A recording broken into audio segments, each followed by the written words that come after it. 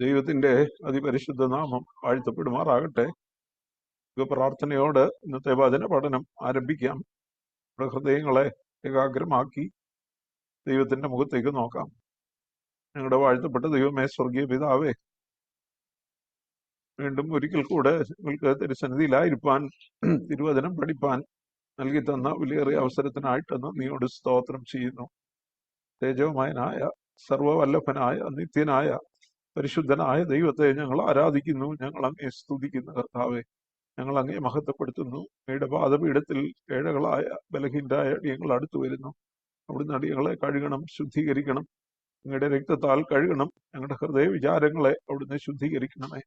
ഏകാഗ്ര ഹൃദയത്തോടെ തിരുസന്നിധിയിലായിരിക്കാൻ, തിരുവചനം കേൾക്കുവാൻ, ഗ്രഹിപ്പാൻ, കർത്താവെ അതനുസരിപ്പാൻ, കർത്താവെ വിശ്വാസമായി പരിണമിച്ച് ഞങ്ങളുടെ ജീവിതത്തിൽ കർത്താവിനെ മഹത്വപ്പെടുത്തുവാനായിട്ട് ഞങ്ങളെ സഹായിക്കണമേ എന്ന് അപേക്ഷിക്കുന്നു. അടിയനെയും ശക്തീകരിക്കണം, കൂടുതലായി ഉപയോഗിക്കണം. അവിടുന്ന് മാത്രം മഹത്വം എടുക്കണം. കേൾക്കുന്ന എല്ലാ പ്രിയപ്പെട്ടവരുടെയും ഹൃദയങ്ങളെ അവിടുന്ന് ഒരുക്കിക്കാട്ടെ.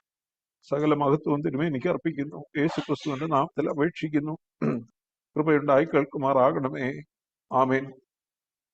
അപ്പോസ്തലനായ പൗലോസ് തീമോഥെയോസിന് എഴുതിയ രണ്ടാമത്തെ ലേഖനം, അതിന്റെ 1-ാമത്തെ അധ്യായം, ആദ്യത്തെ ചില വാക്യങ്ങളാണ് ഇന്ന് നാം ഒരുമിച്ച് ചിന്തിക്കുന്നത്.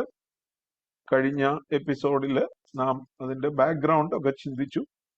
പ്രത്യേകിച്ചും അപ്പോസ്തലനായ പൗലോസ് തന്റെ 4-ാമത്തെ മിഷണറി യാത്രയ്ക്ക് ശേഷം താന് 2-ാം പ്രാവശ്യം അറസ്റ്റ് ചെയ്ത് റോമയിലെ കാരാഗൃഹത്തിലായിരിക്കുമ്പോൾ, പ്രത്യേകിച്ചും തന്റെ വധശിക്ഷയ്ക്കുള്ള ദിവസങ്ങൾ അടുത്തു വരുന്നു, നടപ്പാക്കുന്നതിനുള്ള ദിവസങ്ങൾ അടുത്തു വരുമ്പോൾ തീമോഥെയോസിനെ കാണുവാനായിട്ടുള്ള വലിയ ആഗ്രഹത്തോടുകൂടെ എഴുതുന്നതായിട്ടുള്ള കത്താണ്. തന്റെ അവസാനത്തെ ലേഖനമാണ് തീമോഥെയോസിന്റെ 2-ാം ലേഖനം. അത് ഇപ്രകാരമാണ് ആരംഭിക്കുന്നത്: ക്രിസ്തുയേശുവിലുള്ള ജീവന്റെ വാഗ്ദത്ത പ്രകാരം ദൈവേഷ്ടത്താൽ ക്രിസ്തുയേശുവിന്റെ അപ്പോസ്തലനായ പൗലോസ് പ്രിയ മകനായ തീമോഥെയോസിന് എഴുതുന്നത്. Paul, an apostle of Christ Jesus, by the will of God, according to the promise of life that is in Christ Jesus. ക്രിസ്തുയേശുവിലുള്ള ജീവന്റെ വാഗ്ദത്ത പ്രകാരം ദൈവേഷ്ടത്താൽ അപ്പോസ്തലനായ പൗലോസ്. ആ സെന്റൻസ് നമുക്ക് ആദ്യമായിട്ട് ചിന്തിക്കാം. ഇവിടെ അപ്പോസ്തലനായ പൗലോസ് പറയുകയാണ്, ഞാൻ അപ്പോസ്തലനായിരിക്കുന്നത് by the will of God, ദൈവത്തിന്റെ ഇഷ്ടപ്രകാരം, ദൈവത്തിന്റെ ഹിതപ്രകാരമാണ് ഞാൻ അപ്പോസ്തലൻ ആയിരിക്കുന്നത്. പൗലോസ് അത് പറയുന്നതിന്റെ പ്രധാന കാരണം, പൗലോസിനെ ദമസ്കോസിന്റെ പടിവാതിക്കൽ വെച്ച് ദൈവം, കർത്താവായ യേശു ക്രിസ്തു പിടിച്ചെടുത്തില്ലായിരുന്നു എങ്കിൽ താന് ഒരു റിലീജിയസ് ഫനാറ്റിക് ആയിട്ട്, അതായത് ഒരു മതപരമായ തീഷ്ണതയുള്ള, ആ മതത്തിനു വേണ്ടി എന്തും ചെയ്യുവാൻ ഒരുക്കമുള്ള ഒരു അന്ധവിശ്വാസിയെ പോലെ വീണ്ടും തുടരുമായിരുന്നു.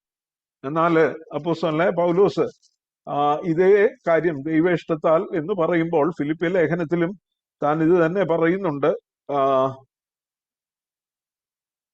ഫിലിപ്പിയ ലേഖനം 3-ാം അധ്യായത്തിന്റെ 13-ാമത്തെ വാക്യം, സഹോദരന്മാരെ, ഞാൻ പിടിച്ചിരിക്കുന്നു, 12-ാമത്തെ വാക്യം, ലഭിച്ചു കഴിഞ്ഞു എന്നോ തികഞ്ഞവനായി എന്നോ അല്ല, ഞാൻ ക്രിസ്തുയേശുവിനാൽ പിടിക്കപ്പെട്ടിരിക്കുന്നത് കൊണ്ട് എനിക്കും അത് പിടിക്കാമോ എന്ന് വെച്ച് പിന്തുടരുന്നതേ ഉള്ളൂ. ഫിലിപ്പിയ ലേഖനം 3-ാം അധ്യായത്തിന്റെ 12-ാമത്തെ വാക്യം, ലഭിച്ചു കഴിഞ്ഞുവെന്നോ തികഞ്ഞവനായി എന്നോ അല്ല, ഞാൻ ക്രിസ്തുയേശുവിനാൽ പിടിക്കപ്പെട്ടിരിക്കുന്നത് കൊണ്ട്. Because I am seized by Lord Jesus Christ. ഞാൻ എൻ്റെ സ്വന്തം വഴിയിൽ ഓടുമ്പോൾ, നടക്കുമ്പോൾ, എൻ്റെ സ്വന്തം ഇഷ്ടപ്രകാരം, എൻ്റെ മതവിശ്വാസം അനുസരിച്ച്, ഞാൻ മനസ്സിലാക്കിയതനുസരിച്ച് ഓടുമ്പോൾ എന്നെ പിടിച്ചെടുത്തൊരു ദൈവമുണ്ട്. If God had not seized me, ദൈവം എന്നെ പിടിച്ചില്ലായിരുന്നെങ്കിൽ, ദൈവം എന്നെ അറസ്റ്റ് ചെയ്തില്ലായിരുന്നെങ്കിൽ, ദൈവം എൻ്റെ ഓട്ടം തുടരുവാൻ എന്നെ അനുവദിച്ചിരുന്നെങ്കിൽ, ഞാൻ ഒരിക്കലും ഒരു അപ്പോസ്തലനോ ഒരു സുവിശേഷകനോ ആയിത്തീരുകയില്ലായിരുന്നു. ദമസ്കോസിന്റെ പടിവാതിക്കൽ വെച്ച് എന്നെ പിടിച്ചെടുത്തു. അല്ലെങ്കിൽ ഞാനൊരു വളരെ മതഭക്തിയുള്ള, എന്നാൽ ദൈവത്തെ അറിയാത്ത, ദൈവത്തിന്റെ വഴികളെ അറിയാത്ത ഒരു മതഭ്രാന്തനായി മാത്രം കഴിയുമായിരുന്നു എന്നാണ് പൗലോസ് ഇവിടെ പ്രത്യേകിച്ച് പറയുന്നത്. അതുകൊണ്ടാണ് പറയുന്നത്, Paul an apostle of Christ Jesus by the will of God. ദൈവത്തിന്റെ ഹിതപ്രകാരം ഞാൻ കർത്താവായ യേശു ക്രിസ്തുവിന്റെ അപ്പോസ്തോലനായിരിക്കുന്നു. അതുകൊണ്ട് ദൈവേഷ്ടത്താൽ അപ്പോസ്തോലനായ പൗലോസ്. മലയാളം വേദപുസ്തകത്തിൽ എന്നാൽ ആരംഭിക്കുന്നത് ക്രിസ്തുയേശുവിലുള്ള ജീവന്റെ വാഗ്ദത്ത പ്രകാരം ദൈവേഷ്ടത്താൽ എന്നാണ്. ഒന്നാമത് പൗലോസിന് പറയാനായിട്ടുള്ളത്, ദൈവമാണ് എന്നെ പിടിച്ചെടുത്ത് ജീവന്റെ സുവിശേഷം എന്നെ ഫലമേൽപ്പിച്ചത്. രണ്ടാമത് ഇവിടെ പറയുന്നത് according to the promise of life that is in Christ Jesus, ക്രിസ്തുയേശുവിലുള്ള ജീവന്റെ വാഗ്ദത്ത പ്രകാരം. ഇപ്പൊ പൗലോസ് അപ്പോസ്തലന് റോമയിലെ കാരാഗ്രഹത്തിലായിരിക്കുകയാണ്. കഴിഞ്ഞ എപ്പിസോഡിൽ നാം ഓർത്തതുപോലെ തന്നെ വളരെ ഇന്നും അവിടെ ചെന്നാൽ, ഇന്നും ഇറ്റലിയിൽ റോമിൽ ചെന്നാൽ ആ പ്രിസന്റെ ഭാഗങ്ങൾ കാണുവാനായിട്ട് കഴിയും. വളരെ ഒരു കെയ്വ്, ഒരു ഗുഹ പോലെ, ഭൂമിക്കടിയിലേക്കുള്ള ഒരു ഗുഹ പോലെ ഉള്ള ഒരു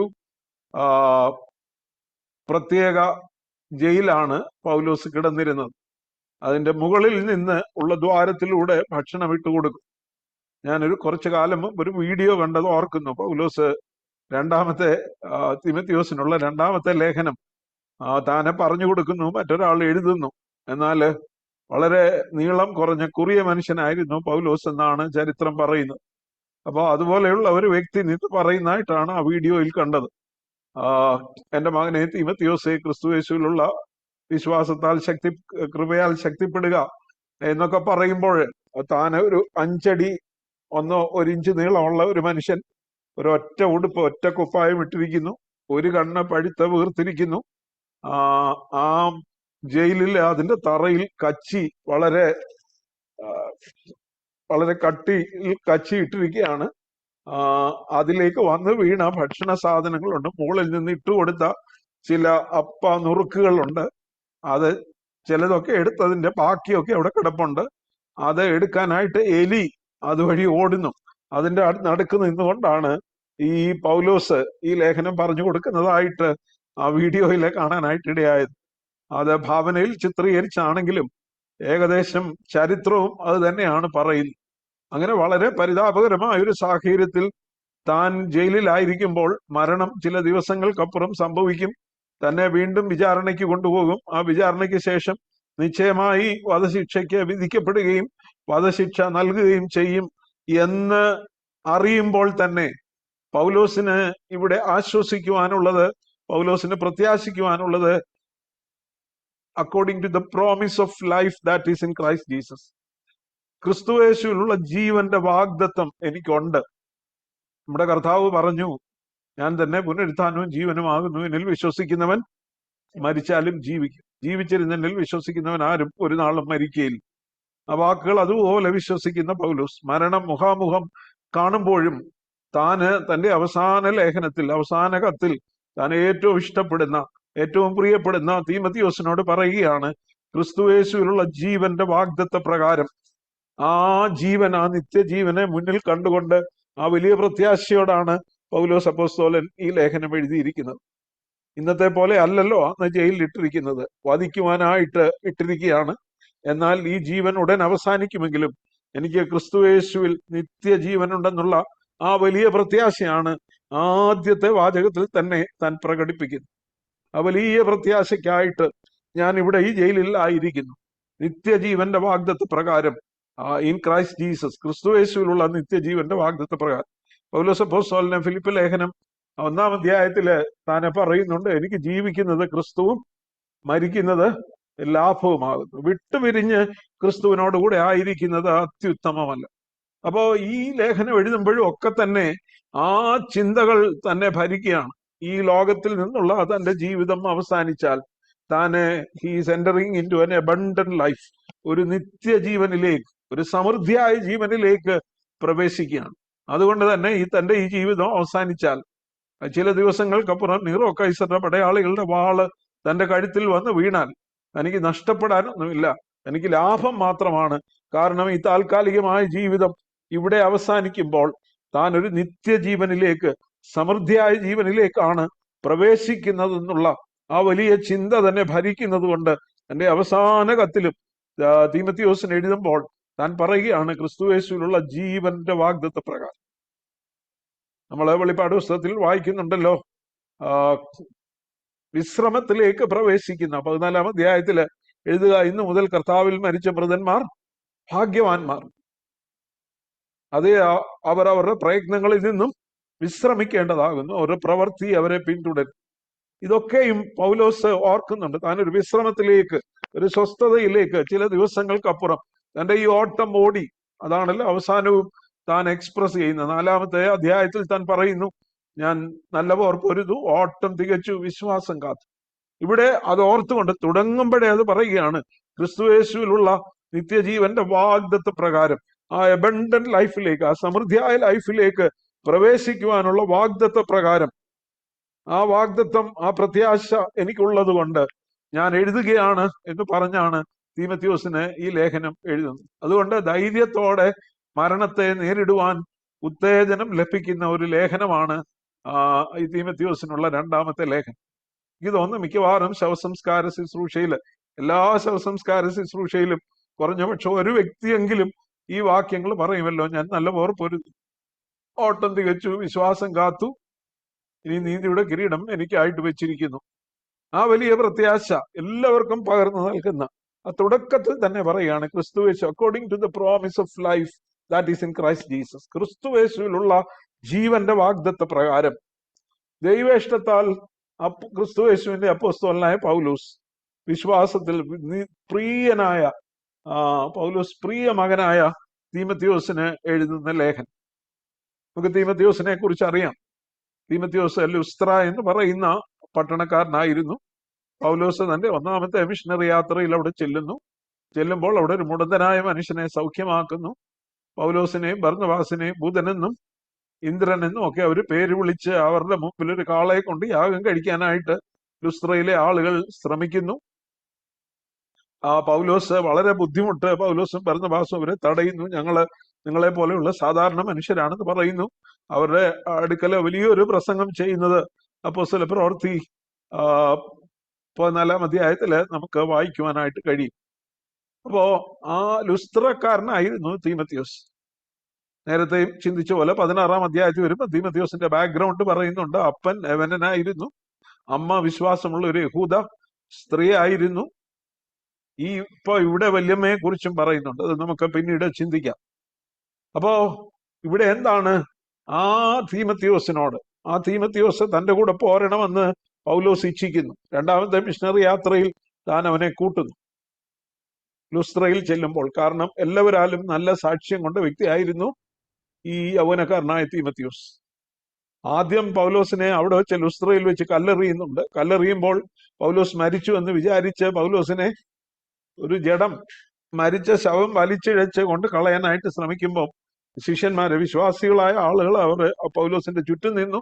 പൗലോസിന് ജീവൻ തിരിച്ചു കിട്ടുന്നു.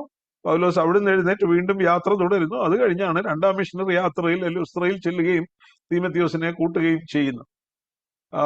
അപ്പൊ ആ ചുറ്റും നിന്ന് ആ വ്യക്തികളിൽ ഒരുവനായിരുന്നു തീമോഥെയോസ് എന്നാണ് പറയപ്പെടുന്നത്. അതുകൊണ്ടാണ് ഈ 2 തീമോഥെയോസ് 3-ാം അധ്യായത്തില് പറയുന്നുണ്ട്. ഇക്കോന്യയിലും 3-ാം അധ്യായത്തിന്റെ 11-ാമത്തെ വാക്യം, ഇക്കോന്യയിലും ലുസ്ത്രയിലും എനിക്ക് സംഭവിച്ച ഉപദ്രവവും കഷ്ടാനുഭവവും നീ കണ്ടറിഞ്ഞിട്ടുണ്ടല്ലോ.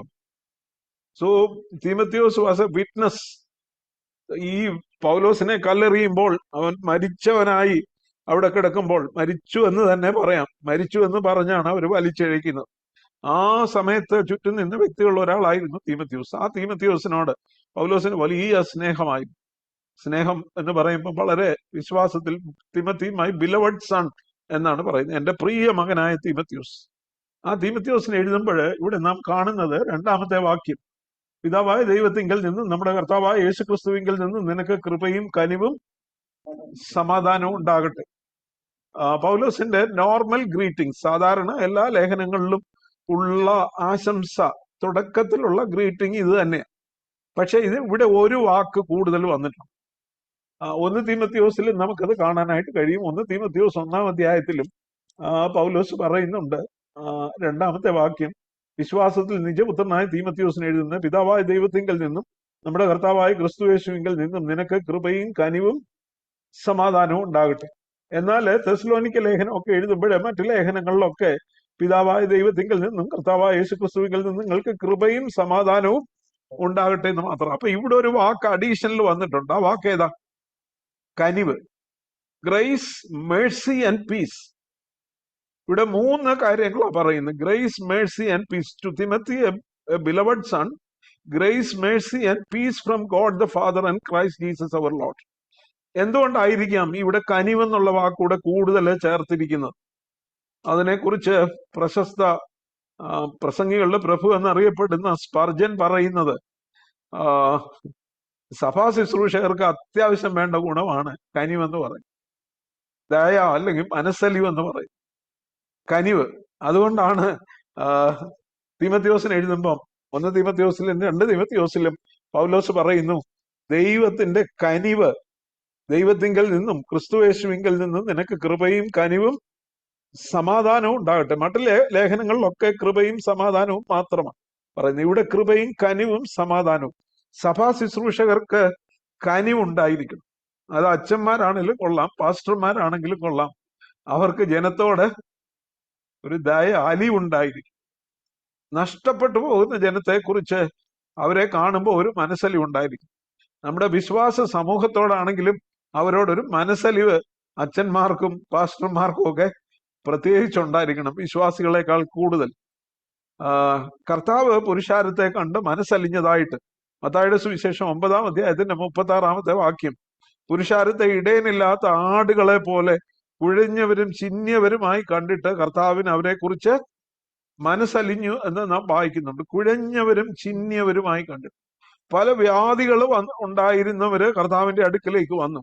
അവരെ കണ്ടിട്ട് ഇടയനില്ലാത്ത ആടുകളെ പോലെ, ഇവരെ നയിക്കുവാൻ ആരുമില്ല, ഇവർക്ക് സത്യ ഉപദേശം കൊടുക്കാൻ ആരുമില്ല, ഇവരെ ഈ പിശാചിന്റെ അടിമത്തത്തിൽ നിന്ന്, പിശാച് അവരുടെ ജീവിതത്തിൽ വരുത്തിയിരിക്കുന്ന ബന്ധനങ്ങളിൽ നിന്ന് അവരെ വിടുവിക്കുവാൻ ആരുമില്ല എന്ന് കണ്ടിട്ട് യേശുവിന് ആ പുരുഷാരത്തോട് മനസ്സലിഞ്ഞു എന്നാണ് മത്തായി 9:36 നാം വായിക്കുന്നത്. മത്തായി 14:14 അവൻ വന്നു, വലിയ പുരുഷാരത്തെ കണ്ടു, അവരിൽ മനസ്സലിഞ്ഞു, അവരുടെ രോഗികളെ സൗഖ്യമാക്കി.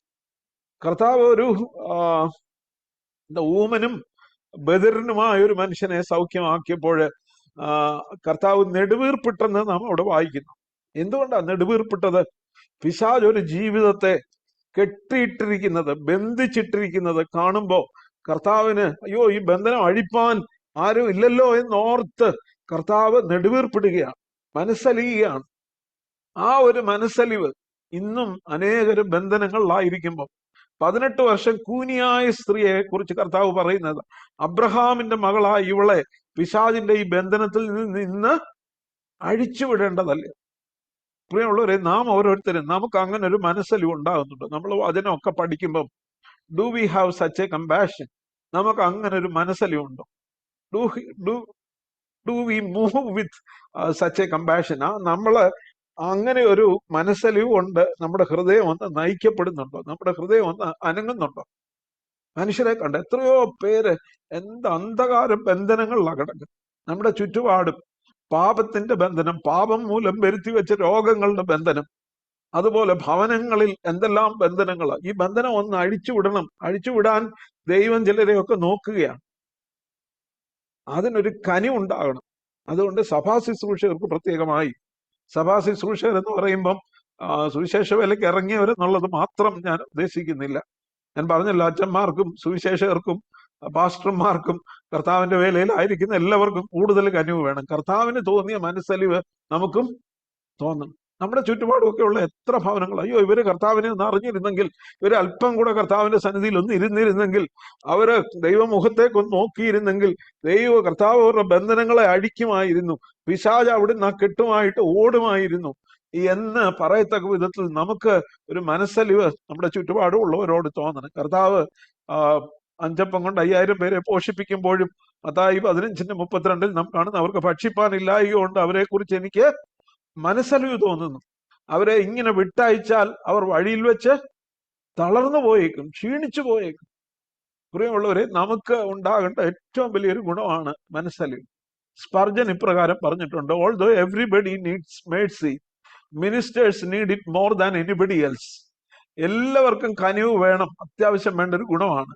എന്നാൽ ശുശ്രൂഷയുടെ മുഖത്തായിരിക്കുന്നവർ, അച്ഛന്മാരായാലും പാസ്റ്റർമാരായാലും സുവിശേഷകരായാലും ഉപദേശിമാരായാലും കർത്താവിന്റെ വേലയിലായിരിക്കുന്നവർക്ക് അത് കുറച്ചുകൂടെ കൂടുതൽ മറ്റുള്ളവരെക്കാളും വേണം എന്ന് സ്പർജൻ പറയും.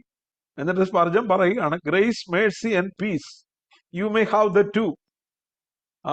എന്താ? കൃപ, കനിവ്, സമാധാനം. അല്ല, കൃപ, മനസ്സലിവ്, സമാധാനം.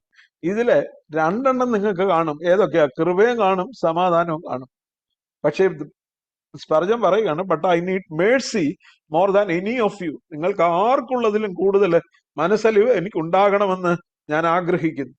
So I take it from my Lord's loving hand. ഞാൻ ആ മനസ്സലിവ് എവിടുന്നാ എനിക്ക് ലഭിക്കുന്നത്?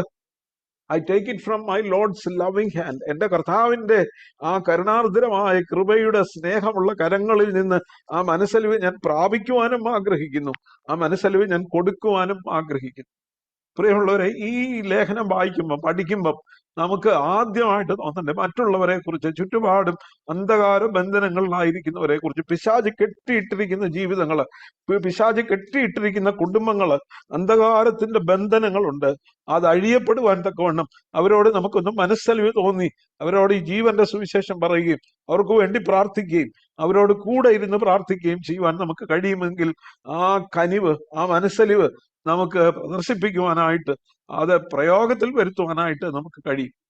അതുകൊണ്ട് പൗലോസ് തീമോഥെയോസിനോട് പറയുകയാണ്, പിതാവായ ദൈവത്തിങ്കൽ നിന്നും കർത്താവായ യേശുക്രിസ്തുവിങ്കിൽ നിന്നും നിനക്ക് കൃപയും കനിവും സമാധാനവും ഉണ്ടാകട്ടെ. So we should also be moved by that compassion. നാമും ആ മനസ്സലിവിനാൽ നയിക്കപ്പെടുന്നവരായി, നമ്മുടെ ഹൃദയം അലിവുള്ളവരായിട്ട് തീരുവാൻ ദൈവം സഹായിക്കട്ടെ. എന്നിട്ട് പൗലോസ് പറയുന്നത് എന്താണ്? മൂന്നാമത്തെ വാക്യം, എന്റെ പ്രാർത്ഥനയിൽ രാവും പകലും ഇടവിടാതെ നിന്നെ സ്മരിച്ച് നിന്റെ കണ്ണുനീർ ഓർത്തും നിന്നെ കണ്ട് സന്തോഷപൂർണനാകുവാൻ വാഞ്ചിച്ചും കൊണ്ട്. അത്രയും നമുക്ക് നോക്കാം. ആദ്യമായിട്ട്, without ceasing I remember you in my prayers night and day. പൗലോസ് പറയുകയാണ്, എന്റെ പ്രാർത്ഥനയിൽ രാവും പകലും നിന്നെ സ്മരിക്കുന്നു. പൗലോസിന് വളരെ തിരക്കുള്ള, ജോലിഭാരം മാത്രമല്ല, താൻ അനുഭവിക്കുന്ന കഷ്ടത എത്ര വലുതാണ്. പറഞ്ഞല്ലോ, ആ ജയിലിലായിരിക്കുമ്പോൾ, ആ കുഴിയിലായിരിക്കുമ്പോൾ, ആ തണുത്ത് വിറങ്ങലിച്ച് ആ തറയിൽ കിടക്കുമ്പോൾ, ഭക്ഷണം ലഭിക്കാതിരിക്കുമ്പോൾ, ചുറ്റുപാടും എലിയും ക്ഷുദ്രജീവികളും ഓടി നടക്കുമ്പോൾ, വളരെ കഷ്ടതയിലായിരിക്കുമ്പോഴും തനിക്ക് പ്രാർത്ഥിക്കാനായിട്ട് കഴിയും. നമ്മളൊരു പക്ഷേ പറയും, രാവും പകലും 10 ദിവസം പ്രാർത്ഥിച്ചത് ജയിലിലായിരുന്നോണ്ടാ. ഓടി നടക്കായിരുന്നു, രാവും പകലും പ്രാർത്ഥിക്കാൻ ചിലപ്പം കഴിയത്തില്ലായിരിക്കും. പ്രിയമുള്ളവരെ, അങ്ങനെയല്ല. പൗലോസിന് എപ്പോഴും, പൗലോസിന്റെ അനേക പ്രാർത്ഥനകൾ ഈ ലേഖനങ്ങളിലൊക്കെ നമുക്ക് കാണുവാനായിട്ട് കഴിയും. പൗലോസ് എത്രമാത്രം എഫേസ്യ ലേഖനത്തിലൊക്കെ തന്റെ ദീർഘമായ പ്രാർത്ഥനകൾ, 2 പ്രാർത്ഥനകൾ അവിടെ നാം കാണുന്നുണ്ട്. കൊലോസ്യ ലേഖനത്തിലും തന്റെ പ്രാർത്ഥനകളെ കാണുന്നു. ഇവിടെ പറയുന്നു, ഞാൻ എന്റെ രാവും പകലും എന്റെ പ്രാർത്ഥനയിൽ നിന്നെ സ്മരിച്ചും കൊണ്ട്. ജയിലിലാണെങ്കിലും such a prayer was not easy. അവിടെ പ്രാർത്ഥിക്കുക എന്ന് പറയുന്നത് വളരെ എളുപ്പമുള്ള ഒരു കാര്യമല്ലായി. എന്നാൽ കഷ്ടതയുടെ നടുവിലും പ്രാർത്ഥിക്കുന്ന പൗലോസിന്, നമ്മള് ഫിലിപ്പയിലെ കാരാഗ്രഹത്തിലായിരുന്നപ്പോൾ പൗലോസും ശീലാസും എന്താ ചെയ്തത്? ദൈവത്തെ പാടി സ്തുതിച്ച് അവിടെയും പ്രാർത്ഥിക്കുകയും ആരാധിക്കുകയും ചെയ്യുന്നവരെയാ കാണും. പ്രിയമുള്ളവർ, ഏത് സ്ഥലവും പ്രാർത്ഥനയ്ക്ക് യോഗ്യമാണ്. എപ്പോഴും പ്രാർത്ഥിക്കണം. നമ്മൾ പ്രത്യേകിച്ചും പൗലോസ് തീമോഥെയോസിനെ എഫെസോസിലാക്കിയിരിക്കുമ്പോൾ, ഒരു വലിയ സഭയുടെ ചുമതലയിലായിരിക്കുമ്പോൾ, പൗലോസ് തീമോഥെയോസിനെ അവിടെ വിട്ടേച്ച് അവൻ എങ്ങനെങ്കിലും നോക്കട്ടെ, അവൻ എങ്ങനെങ്കിലും ആ സഭയെ നയിക്കട്ടെ എന്ന് ചിന്തിക്കുകയല്ല. ആ ആക്കി വെച്ചിരിക്കുന്ന വ്യക്തിക്ക് വേണ്ടി പ്രാർത്ഥിക്കുന്ന പൗലോസിനെയാണ്, രാവും പകലും പ്രാർത്ഥിക്കുന്ന പൗലോസിനെയാണ് നാം കാണുന്നത്. എന്താ മനസ്സിലാക്കുന്നത്? പൗലോസിനെ സംബന്ധിച്ചിടത്തോളം he had a prayer list to pray for. താൻ ആർക്കൊക്കെ വേണ്ടി പ്രാർത്ഥിക്കണമോ, എന്തെല്ലാം കാര്യങ്ങൾക്ക് വേണ്ടി പ്രാർത്ഥിക്കണമോ, അതിന്റെ ഒരു ലിസ്റ്റ് തന്റെ മുമ്പിൽ എപ്പോഴും ഉണ്ടായിരുന്നു. ആ പ്രാർത്ഥന ലിസ്റ്റിൽ ആദ്യത്തെ പേര് ആരായിരിക്കും? ആദ്യത്തെ പേരിലുള്ള ഒരാളാണ് തീമോഥെയോസ്. അതുകൊണ്ട് എഴുതുമ്പോൾ പറയുകയാണ്, ധൈര്യപൂർവ്വം പറയുകയാണ്, രാവും പകലും എന്റെ പ്രാർത്ഥനയിൽ നിന്നെ സ്മരിക്കുന്നു. 2 കൊരിന്ത്യർ 11-ാം അധ്യായത്തിലെ 24 മുതൽ 28 വരെയുള്ള വാക്യങ്ങളെ നാം വായിച്ചാൽ, 2 കൊരിന്ത്യർ 11-ാം അധ്യായം 24 മുതൽ 28 വരെയുള്ള വാക്യങ്ങള് പൗലോസ് താൻ അനുഭവിച്ച കഷ്ടതകളെ കുറിച്ച് ചുരുക്കമായിട്ട് പറയുകയാണ്. 24 മുതലുള്ള വാക്യങ്ങൾ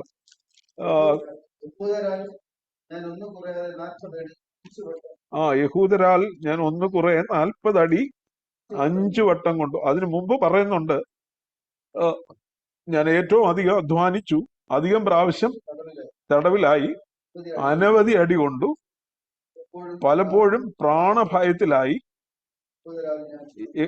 യഹൂദരാൽ ഞാൻ ഒന്ന് കുറെ 40 അടി 5 വട്ടം കൊണ്ടു,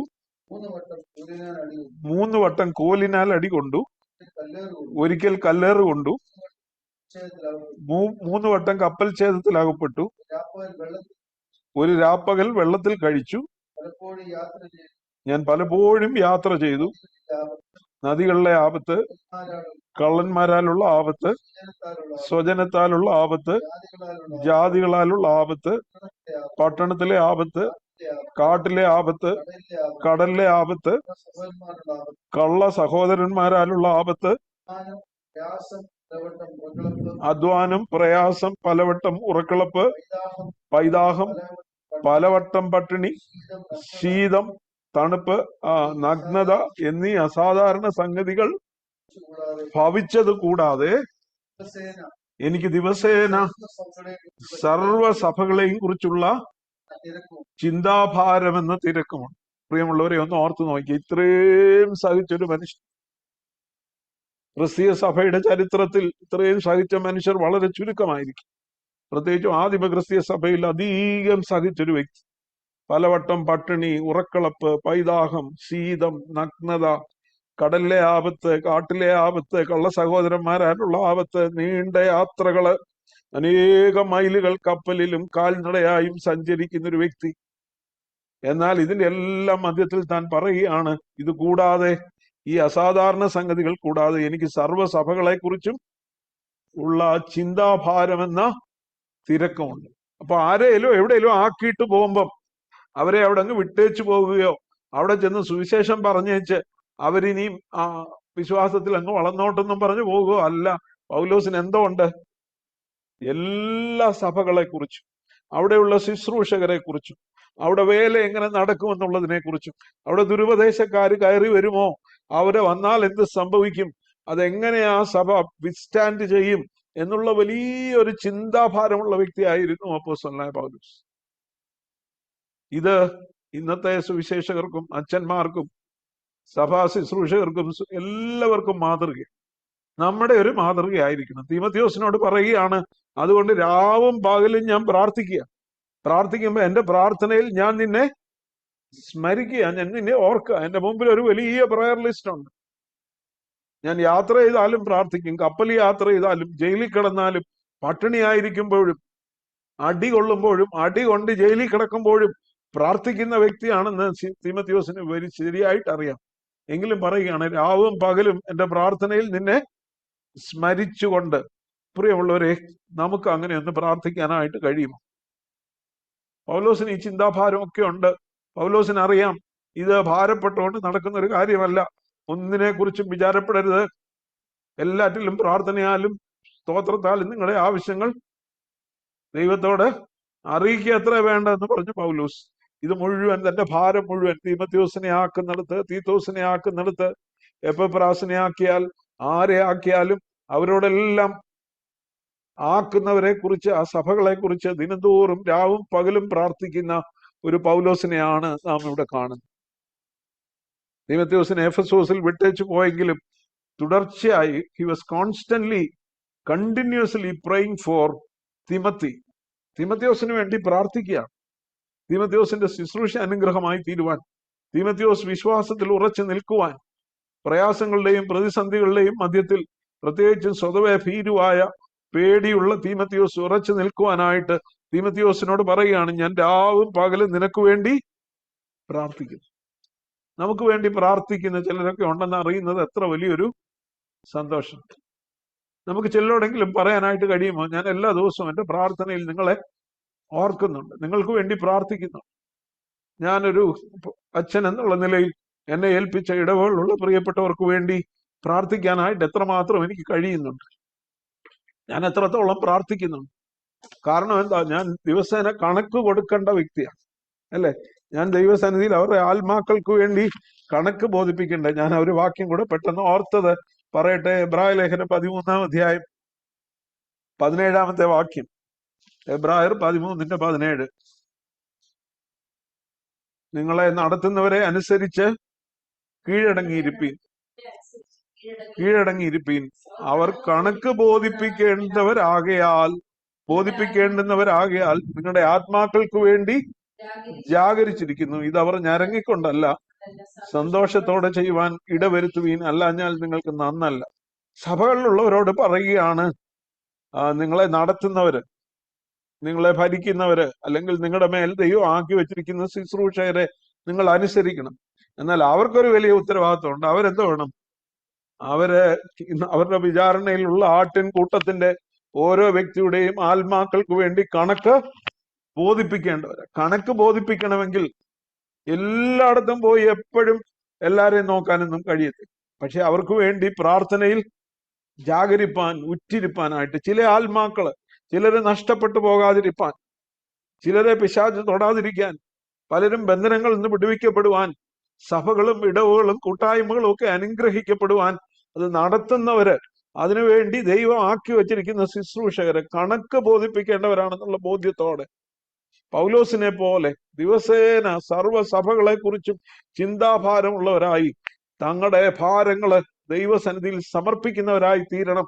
അതാണ് ദൈവം അവരെ കുറിച്ച് ആഗ്രഹിക്കുന്നത്. ഞാൻ പറഞ്ഞല്ലോ, പൗലോസിന് Paul had a prayer list and Timothy might be the first name in that prayer list. തിമത്തിയോസിന്റെ പേരായിരിക്കും ആ പൗലോസിന്റെ പ്രാർത്ഥനാ ലിസ്റ്റിലുള്ള ആദ്യത്തെ പേരിൽ ഒന്ന്. കാരണം തിമത്തിയോസ് ഇച്ചിരി ബലഹീനാണ്. അതുകൊണ്ട് കുറച്ചുകൂടെ രാവും പകലും നിന്നെ പ്രാർത്ഥനയിൽ സ്മരിക്കുന്നു, ഓർക്കുന്നു എന്ന് പറയുന്നു. മാത്രമല്ല, ഇവിടെ പറയുന്നുണ്ട്, നിന്റെ പ്രാർത്ഥനയിൽ രാവും പകലും ഇടവിടാതെ നിന്നെ സ്മരിച്ച നിന്റെ കണ്ണുനീർ ഓർക്കും. I remember your tears. ഞാൻ നിന്റെ കണ്ണുനീർ ഓർക്കും. എപ്പോഴായിരിക്കാം? ഞാൻ ചിന്തിക്കുന്നത് തീമത്തിയോസിനെ എഫെസോസിലാക്കി. തീമത്തിയോസ് അവിടെ ശുശ്രൂഷ ചെയ്യുക. അന്ന് തീമത്തിയോസ് നമ്മൾ പഠിച്ചപ്പം പറഞ്ഞു, ഞാൻ വേഗത്തിൽ നിന്റെ അടുക്കൽ വരുവാൻ ആശിക്കുന്നു. അപ്പൊ ഓരോ പ്രാവശ്യം വന്നിട്ട് പോകുമ്പം തീമത്തിയോസ് ഇച്ചിരി ബലഹീന, ഈ വലിയ സഭയെ നടത്താൻ ബുദ്ധിമുട്ടാണ്. പൗലോസ് വരുന്നത് പുള്ളിയുടെ ഹൃദയത്തിനൊരു തണുപ്പാ, ഒരു സന്തോഷം. എന്നാ പോകുമ്പം കെട്ടിപ്പിടിച്ചങ്ങ് കാര്യം. ഒരു മോന് അപ്പനെ, അല്ലേ, അപ്പൻ അവിടുന്ന് യാത്ര പോകുന്ന പോലെ. അപ്പൊ അത്രമാത്രം ഒരു ആത്മാർത്ഥ ബന്ധം തീമത്തിയോസും പൗലോസും തമ്മില് ഉണ്ടായി. അപ്പൊ നിന്റെ കണ്ണുനീർ ഓർത്തുകൊണ്ട്, തീമത്തിയോസിന്റെ ആ കണ്ണുനീര് പൗലോസ് പ്രാർത്ഥിക്കുമ്പോഴെപ്പോഴും കരയുന്ന തീമത്തിയോസിന്റെ മുഖമാണ് മനസ്സിൽ നിൽക്കുന്നത്. അപ്പൊ തീമത്തിയോസിനെ ഓർക്കുമ്പോഴൊക്കെ, കർത്താവേ, അവൻ വളരെ ബലഹീനനാ, അവന് ഒത്തിരി ഭയമുണ്ട്, അവനോട് നീ കരുണ തോന്നണം. കർത്താവേ, ആ സഭ, എഫെസോസിലെ സഭ അവനാൽ അനുഗ്രഹിക്കപ്പെടണം. കർത്താവെ, നീ അവനെ ബലപ്പെടുത്തണമേ, അവൻ ഉറച്ചു നിൽപ്പാൻ സഹായിക്കണമേ എന്ന് കരയുന്ന പൗലോസ് തീമത്തിയോസിന്റെ കണ്ണുനീർ ഓർക്കുന്നു. പ്രിയമുള്ളവരെ, നമുക്ക് അങ്ങനെ ഉള്ള ചില വ്യക്തി ബന്ധങ്ങളുണ്ടോ? നമ്മൾ വിശ്വാസികൾ എന്നുള്ള നിലയിൽ നമുക്ക് അങ്ങനെയുള്ള വ്യക്തി ബന്ധങ്ങളുണ്ടെങ്കിൽ പ്രാർത്ഥനയിൽ പരസ്പരം ഓർക്കുവാൻ, പരസ്പരം കണ്ണുനീരൊഴുക്കുവാൻ നമുക്ക് കഴിയുന്നെങ്കിൽ എത്ര അനുഗ്രഹീതമായി. മാത്രമല്ല, ഇവിടെ പറയുന്നത് നിന്റെ കണ്ണുനീർ ഓർത്തും കൊണ്ട്, അടുത്ത 3-ാമത്തെ വാക്യം പിന്നെ പറയുന്നു, നിന്നെ കണ്ട് സന്തോഷപൂർണനാകുവാൻ വാഞ്ചിച്ചും കൊണ്ട്. നിന്നെ കണ്ട് സന്തോഷപൂർണനാകുവാൻ വാഞ്ചിച്ചും കൊണ്ട്. I long to see you so that I may be filled with joy. നിന്നെ കാണുന്ന എനിക്കൊരു വലിയ ആഗ്രഹം, വലിയൊരു സന്തോഷം. ഇപ്പൊ പൗലോസ് ഇപ്പോഴ് റോമയിലെ കാരാഗ്രഹത്തിൽ, ഞാൻ പറഞ്ഞല്ലോ, ആ വലിയ കുഴി പോലെയുള്ള ആ ജയിലിൽ കിടക്കുക. വെട്ടം തന്നെ ആദ്യം കയറി വരുന്നൊരു സ്ഥലമല്ല.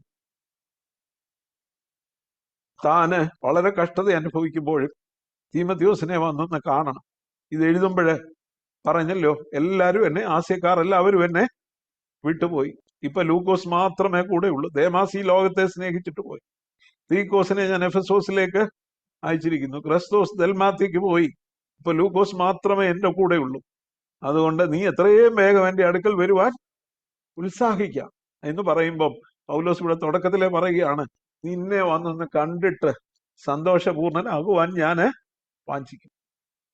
ചില ദിവസങ്ങൾക്കപ്പുറം മരണം സംഭവിക്കുമെങ്കിൽ അവസാനമായി തീമത്തിയോസിനെ ഒന്ന് കണ്ട് ഒരു കൂട്ടായ്മ ആചരിപ്പാൻ, തീമത്തിയോസിന്റെ ശുശ്രൂഷയെ കുറിച്ചുള്ള വാക്കുകളൊക്കെ, ആ റിപ്പോർട്ട്സ് ഒക്കെ ഒന്ന് കേൾക്കുവാൻ, ആ പ്രാർത്ഥനയുടെ ഫലം എത്രമാത്രം എഫെസോസിലെ സഭയിലുണ്ടായി, തീമത്തിയോസ് എത്രമാത്രം ബലപ്പെട്ടു എന്ന് അറിയുവാൻ ആഗ്രഹിക്കുന്ന ഒരു പൗലോസിനെ പ്രിയമുള്ളവരെ നാം ഇവിടെ കാണും.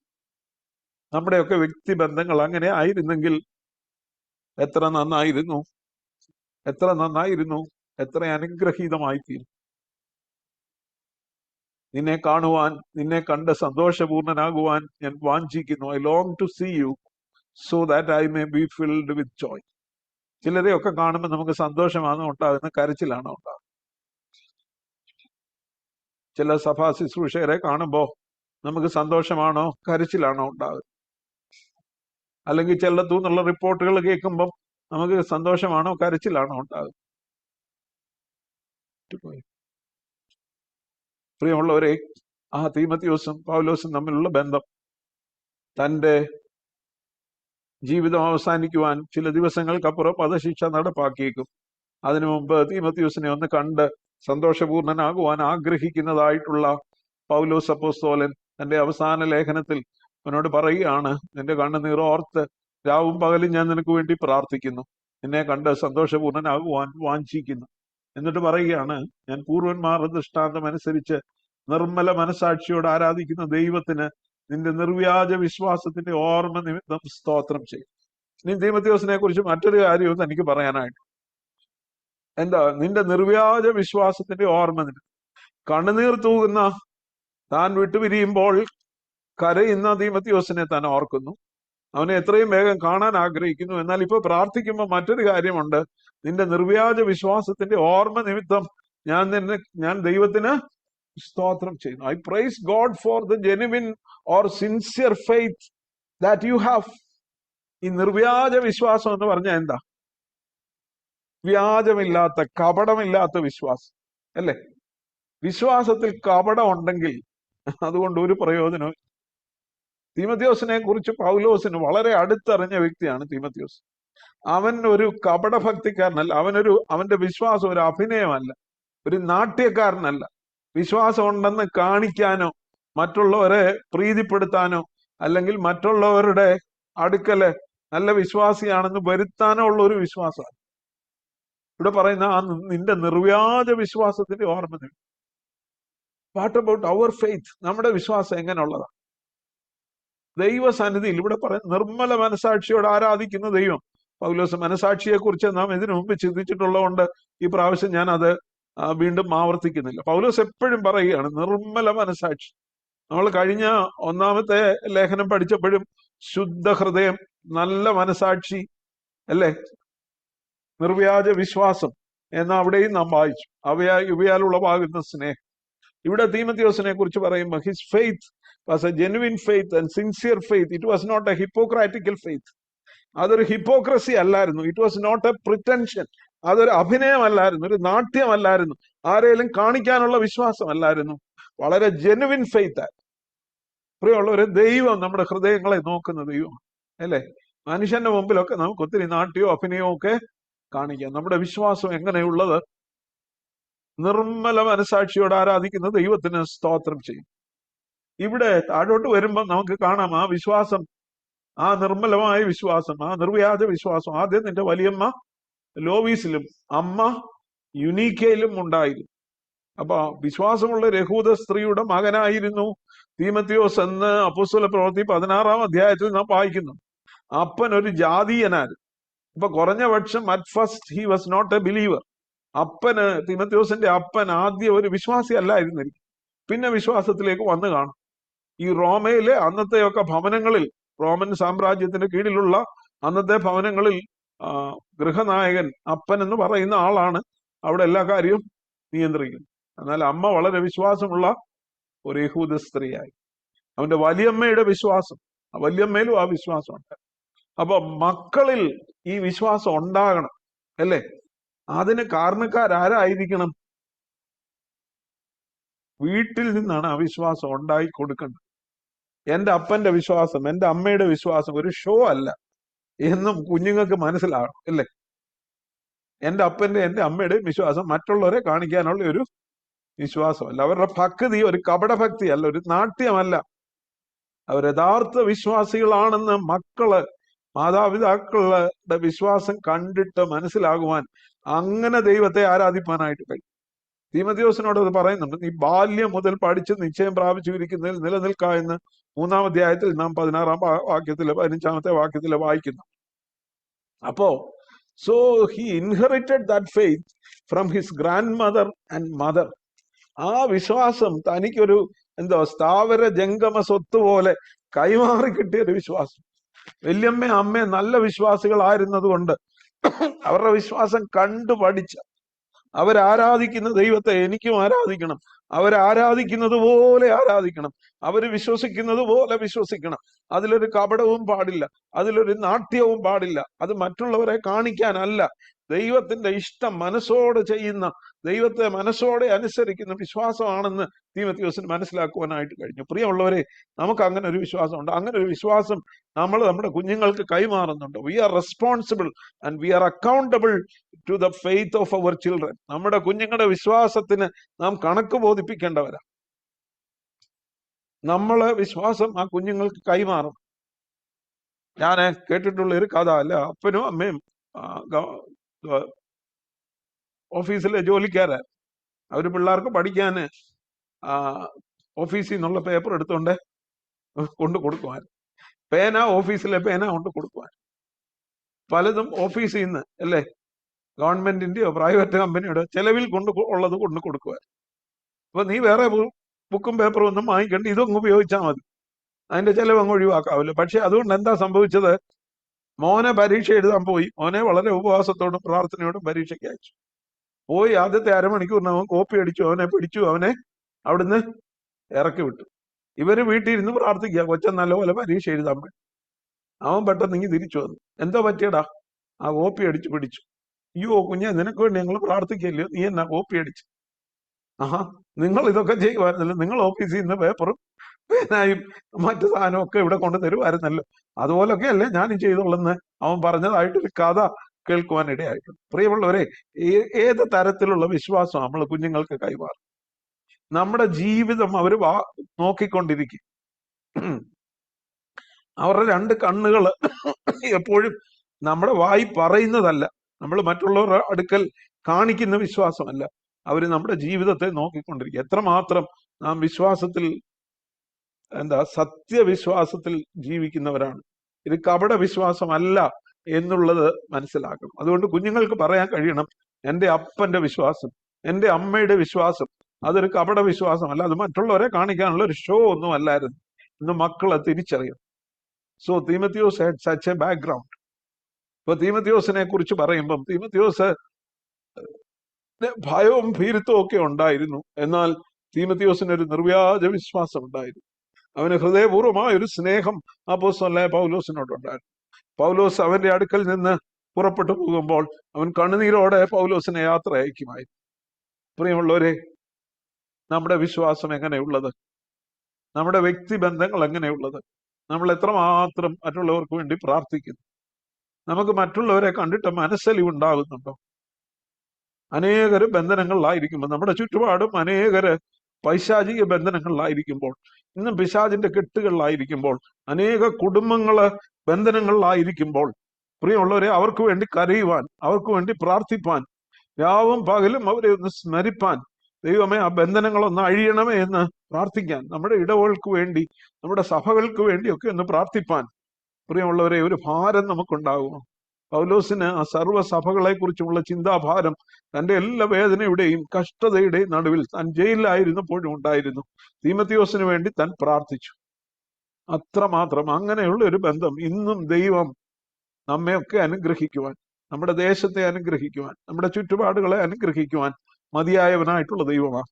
നാം എത്രമാത്രം ആ ദൈവസന്നിധിയിൽ നിർവ്യാജ വിശ്വാസവുമായി ഹൃദയപൂർവ്വമുള്ള സ്നേഹത്തോടെ മനസ്സലിവോടുകൂടെ നാം ദൈവസന്നിധിയിൽ അടുത്തു വരും. സ്പർജൻ പറഞ്ഞതുപോലെ കൃപയും സമാധാനവും നമുക്ക് ആവശ്യമാണ്, എന്നാൽ കനിവ് നമുക്ക് ഏറെ ആവശ്യമാണ്. അത് നാം എവിടുന്ന് പ്രാപിക്കണം? നമ്മുടെ കർത്താവിന്റെ കരങ്ങളിൽ നിന്ന് ആ കനിവ്, ആ മനസ്സലിവ് പ്രാപിക്കണം. അങ്ങനെ മനസ്സലിവുള്ളവരായി ഈ സമൂഹത്തിൽ ശുശ്രൂഷ ചെയ്യുവാൻ ദൈവത്തിന്റെ പരിശുദ്ധാത്മാവ് നമ്മെ സഹായിക്കട്ടെ, ഒരുക്കട്ടെ എന്ന് പ്രാർത്ഥിച്ചുകൊണ്ട് ഇന്നത്തെ വചന പഠനം ഇവിടെ അവസാനിപ്പിക്കുകയാണ്. സിസ്റ്റർ ലിസി